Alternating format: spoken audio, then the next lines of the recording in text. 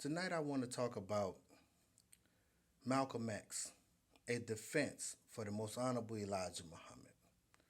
I want to state first and foremost that I am not an active member of any mosque, nor am I in association with any mosque throughout our nation of Islam.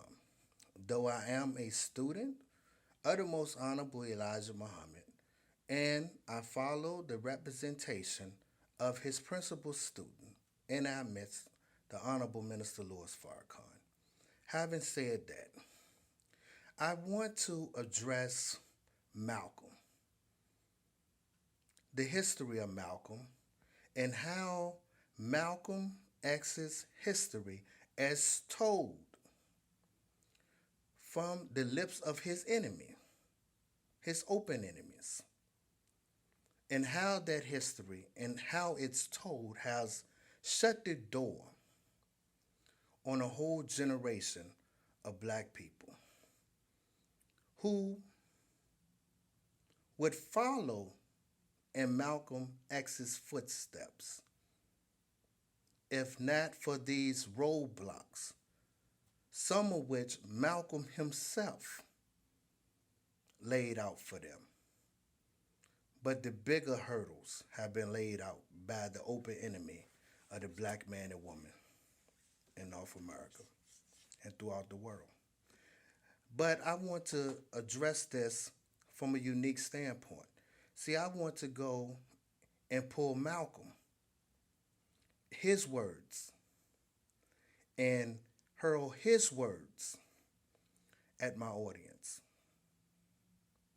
I want to use the autobiography of Malcolm X to defend the man who made Malcolm and the man who raised the nation, the most honorable Elijah Muhammad.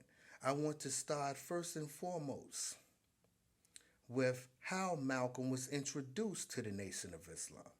Because if you're not a reader and you have not read the book and you only watch the movie will have you thinking that Malcolm went to prison and met a brother named Brother Baines, and that brother introduced him to the Nation of Islam. That's false. Go read his book. According to Malcolm, it was his brothers, Wilbert and Filbert, who were both members of the Nation of Islam, one of whom was a minister at some point, that introduced him to the teachings of the most honorable Elijah Muhammad. So why would the movie leave that critical piece of information out? That's something for you to answer for yourself. Two, according to the movie, Malcolm X was sitting in his cell and an image of the most honorable Elijah Muhammad appeared to him. That's false. If you read his book, he would tell you that the image of the man that he later, because at this time he did not know who that man was. He did not know who that man was until he visited the home of the most honorable Elijah Muhammad and saw the picture of the most honorable Elijah Muhammad's teacher, Farad Muhammad, on his mantelpiece. Why would the movie leave that critical information out?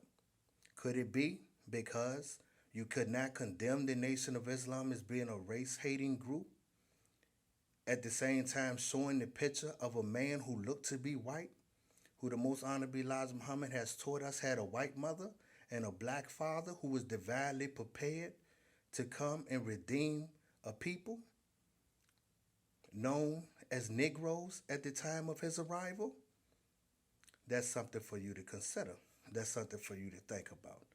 Next, according to the movie, Malcolm went to the east, saw some white Muslims, and basically had an epiphany that what he was being taught from his teacher, the Honorable Elijah Muhammad, was false.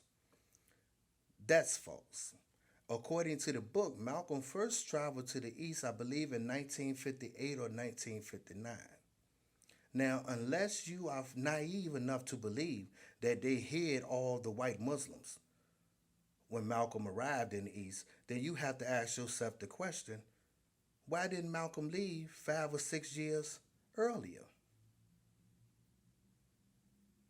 Also, you can YouTube footage of Savior Day address where the Most Honorable Elijah Muhammad is speaking and Malcolm introduces him, and you can see white Muslims sitting on the stage with the Honorable Elijah Muhammad. So again, this is a myth. This is an outright lie on Malcolm's part. An outright lie on Malcolm's part. We have the evidence. It's not hard to prove that Malcolm knew that they had white Muslims. Malcolm knew this. Okay? There's also a myth that Malcolm left the Nation of Islam. Again, that is a myth. Malcolm did not leave the Nation of Islam. Malcolm was put out of the Nation of Islam.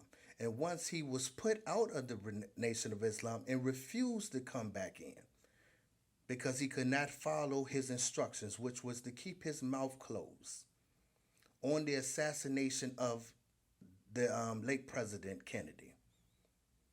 See? He continued to talk. And in doing so, he put the whole Nation of Islam in the hot seat.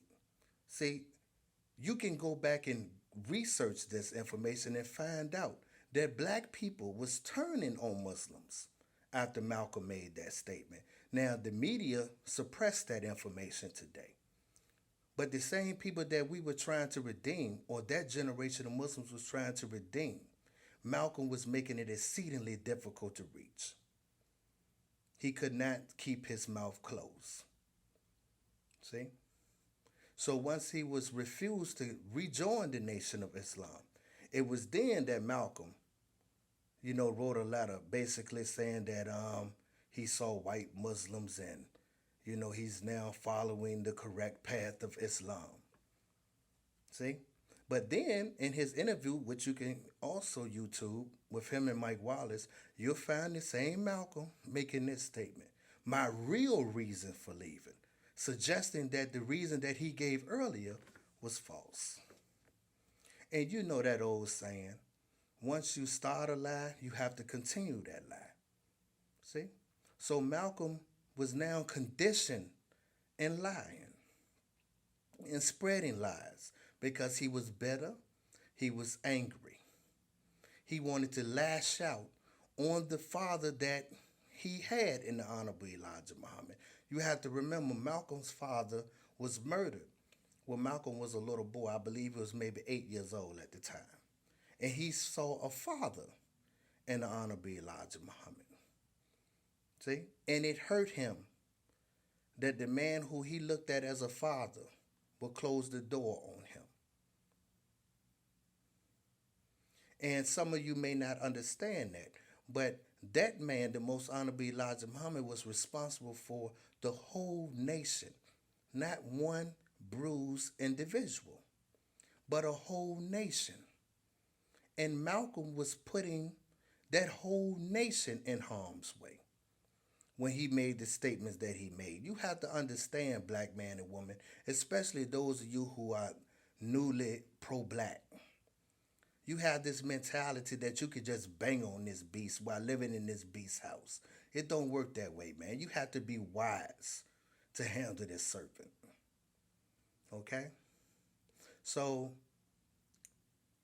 after Malcolm was refused to come back in, and he went to Mike Wallace and said, well, the real reason I left the nation is because Elijah Muhammad fathered children with his teenage secretaries.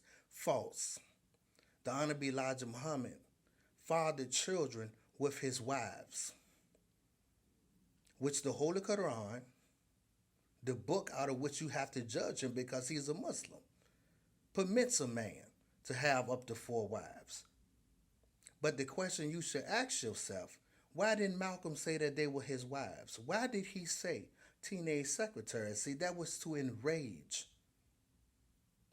the people and turn the people away from his teacher by making it a moral issue.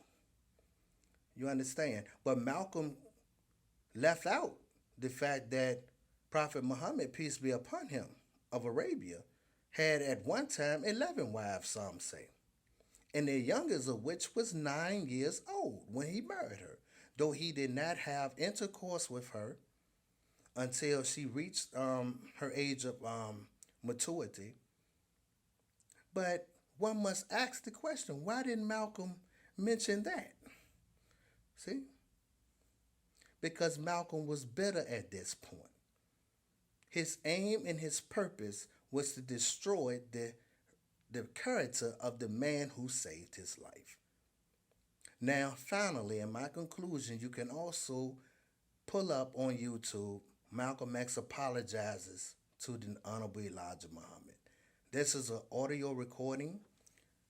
Some say um, dates back, I think, 2 weeks or so before his assassination.